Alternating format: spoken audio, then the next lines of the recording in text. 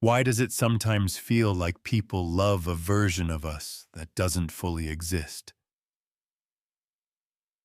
Why do you get the sense that the deeper someone loves you, the more you feel like you're slowly disappearing? It's not your imagination. It's not you being paranoid or ungrateful. It's a quiet truth most people live with but never name. No one loves you for you. They love their experience of you. And while that may sound cold or even heartbreaking, it might be the key to emotional freedom. Here's the tension: we all want to be seen, fully, clearly, unconditionally. We want someone to witness our inner world and still stay. But love doesn't work like that. Love is not a mirror, it's a lens. And every lens is colored by memory, expectation, projection, and need. So when someone says, "I love you," what they often mean is, "I love how I feel when I'm with you. I love what you represent. I love the story I can tell myself when I'm around you." That doesn't make their love fake. It makes it human. This is where the pain sets in.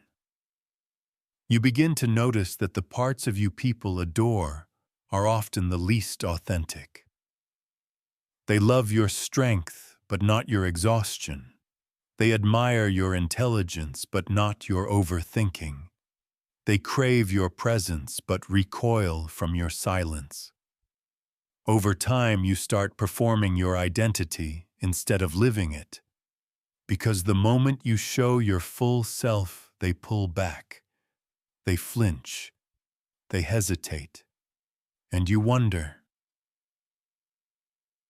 would they still love me if I stopped giving them what they want? This is the quiet grief of growing up, realizing that what people love about you is often what they get from you.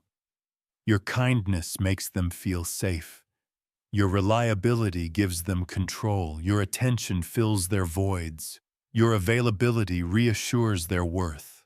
And so the question becomes, what happens when you stop playing the role? When you're no longer easy? When you're no longer giving? When you're no longer who they imagined? You begin to see which connections were built on substance and which were simply built on need. But here's the harshest truth of all: you do it too. You don't love people purely for who they are. You love how they make you feel, how they fit into your story, how they confirm your beliefs, how they soothe your insecurities. We all filter love through layers of survival. We attach based on our wounds. We stay based on familiarity. We idealize based on longing. So maybe no one can truly love you for you, because you is not something people can access directly. They only ever meet your energy, your timing, your expression. The rest, they fill in with projection. It's a painful thing to realize that love is rarely about essence. It's mostly about interpretation. And once you see this, it can make you feel lonely, alienated, even hopeless. You start to question every compliment, every friendship, every "I care about you." You wonder, if I stripped away everything they expect, would anyone still stay? But this awareness isn't a curse. It's a beginning. Because when you let go of the fantasy that anyone will ever fully know you, you stop chasing impossible intimacy. You stop expecting others to hold what only you can carry. And in that release, you find something deeper than connection. You find sovereignty. You stop editing yourself to be lovable. You stop breaking yourself to be understood. You stop over-explaining your feelings in the hope that someone will finally get it. Because now you see, they don't need to get it. They just need to respect it. Love that lasts doesn't require complete understanding. It requires acceptance in the absence of understanding. It's not, I see all of you and love you anyway. It's, I don't fully see you. I probably never will. But I trust the parts of you I do see enough to stay. That kind of love is rare, but it's real. And it only happens when two people stop performing and start allowing. So no, no one loves you for you. They love the version of you that lives in their nervous system, in their memory, in their unmet needs, in their imagination. And that's okay, because you do the same. We all do. What matters is not whether someone loves you for your core self. What matters is whether the love feels safe, feels honest, and leaves room for your evolution. Here's the quiet freedom: you will never be fully known, but you can be fully honored. And sometimes that's even better, because it means you no longer have to audition. You no longer have to be perfect. You no longer have to be consistent. You just have to be true. Even if that truth is messy, contradictory, unfinished. Because the people who belong in your life will not require you to make sense. They will simply require you to be real. So why does this happen? Why is it so hard, maybe even impossible, for someone to love you purely for who you are? It begins with how the mind is built. We don't see people directly. We see through people through filters of memory, need projection, and desire. Every time you meet someone, your brain doesn't just process them. It compares them to your past. It asks, have I felt this before? Does this energy remind me of safety or danger? And in that instant, you are no longer seeing them. You're seeing a version of them that fits your internal world. This is the basis of ego projection, a psychological mechanism that helps us make sense of others by overlaying them with stories we already understand. It's not a flaw, it's a survival strategy. But when left unchecked, it turns relationships into performances. People become characters. Intimacy becomes a script. And love, it becomes an echo chamber of our own fears and fantasies. That's why so many relationships feel fragile. Because the bond is built on an interpretation, not a reality. You think someone loves you because they see you, but really they love what you represent. Maybe you remind them of a parent they never impressed. Maybe you soothe the fear of being left behind. Maybe you validate their identity just by agreeing to stay. And here's the thing, you do the same. You seek people who confirm your stories, who reflect your self-worth, who anchor your anxiety in predictable rituals. That's not evil. That's human. But it means love is rarely unconditional, even when it feels like it is. There's another layer to this emotional scarcity. Most people live in an emotional deficit. They've spent their lives not being seen, not being heard, not being chosen. So when they finally find someone who listens, who gives, who stays, they cling, they idealize, they overattach, not to you necessarily, but to the feeling of finally being enough. And you, especially if you're empathetic, you sense it. You sense the weight of their unmet needs pressing into you. You feel how much they're hoping you'll fix what someone else broke. You notice how their love feels more like hunger than connection. And over time, that hunger begins to drain you. At first, it feels good, being needed, being adored, being the answer to someone's emptiness.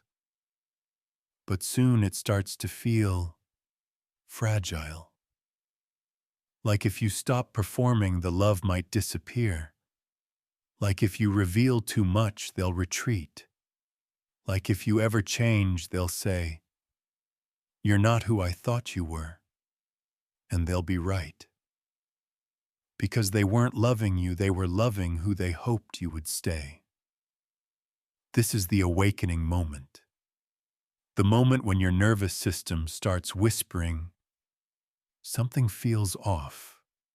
It's subtle. A tension in your chest after the third compliment. A strange hollowness after another. I love you. A deep fatigue after carrying the conversation again. You don't want to reject the connection, but you can't lie to yourself anymore. The love is there, yes, but it's not holding you. It's holding a version of you that you're tired of pretending to be. And suddenly you begin to detach, not out of cruelty, but out of truth. Because staying in that performance is a slow self-erasure, and leaving it is the beginning of self-repair. This is where emotional detachment becomes necessary. Not the kind that builds walls, but the kind that reclaims your boundaries. You stop oversharing just to feel closer. You stop fixing others just to be worthy. You stop translating your truth into something more digestible. And people notice. They feel the coldness. They call you distant. But what they're really feeling is your decision to stop living in their expectations. They're meeting the real you for the first time, and they don't know how to hold it. This is the emotional shift. You stop craving to be fully seen and start learning to be honestly accepted even in fragments. You stop looking for someone to understand your entire self and start honoring the parts of you that remain unseen even in love. Because the most sacred parts of who you are often the ones no one else will fully grasp. And maybe they're not meant to. So what do you do with this knowledge? You stop chasing perfect resonance. You stop expecting someone to match you thought for thought, wound for wound. You start allowing space in love, space for misunderstanding, for distance, for mismatch. Because real connection isn't about perfect overlap. It's about mutual allowance.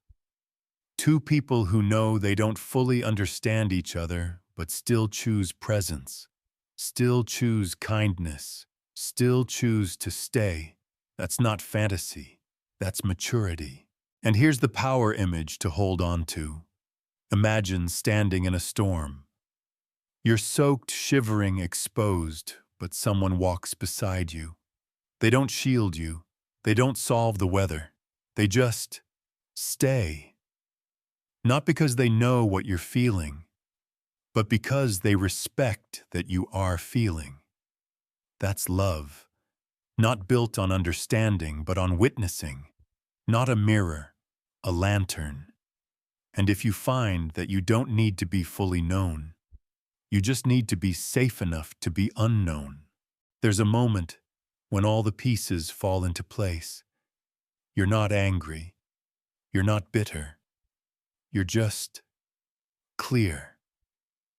You stop trying to be fully understood. You stop needing to be someone else's perfect idea of love.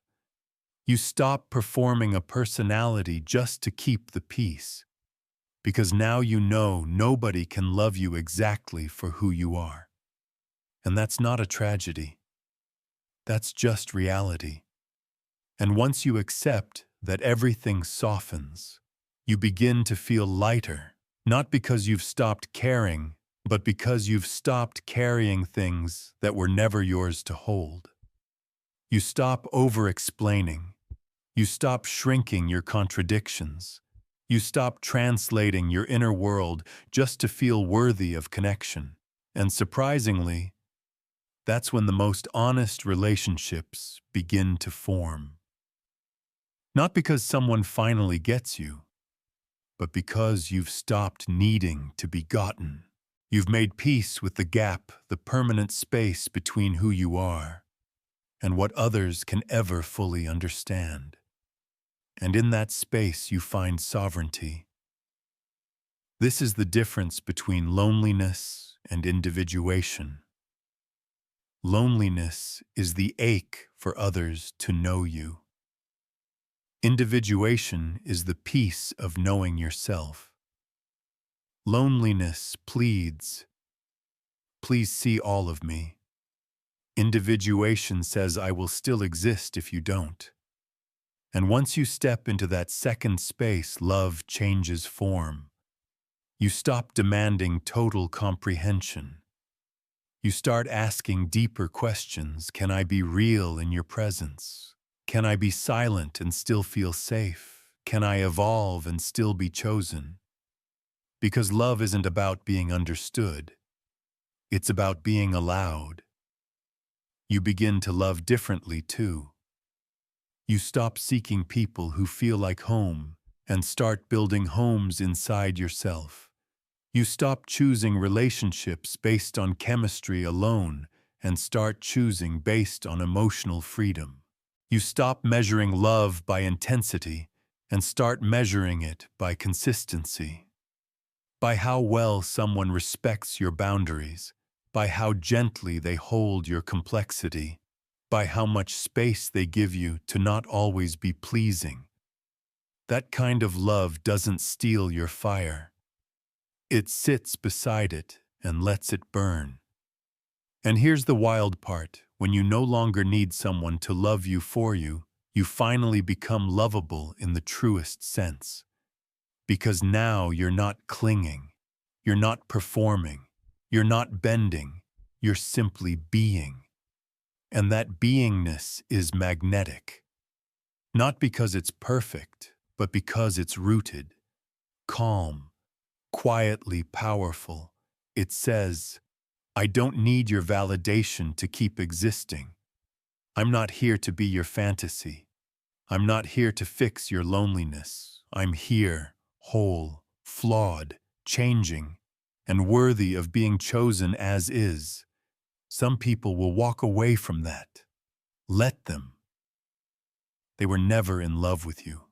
They were in love with your reflection in their need. But the ones who stay, they'll see the version of you that isn't always easy, that isn't always graceful, that isn't always soft. And they'll stay not because they fully understand it, but because they're ready to hold it. That is love in its grown form. So what happens now? You start speaking more simply. You stop arguing for your existence. You let misunderstandings exist without panic. You stop chasing depth in every conversation. You stop overanalyzing every silence. You stop proving yourself. You just live quietly, authentically, inwardly full. And people will feel it. They won't always know how to name it, but they'll feel your presence as something rare. Not because you're mysterious, but because you're not seeking to be unmasked. You've made peace with not being fully known, and that peace makes you unshakable. So let's return to the title. No one loves you for you, and that's not bad. It's not bad because it teaches you to love yourself in ways others never will. It's not bad because it frees you from chasing impossible validation. It's not bad because it forces you to build a kind of love that's rooted in reality, not fantasy. And once you stop needing someone to hold all of you, You begin to choose more wisely who you allow to hold any of you. That's not cold. That's sacred.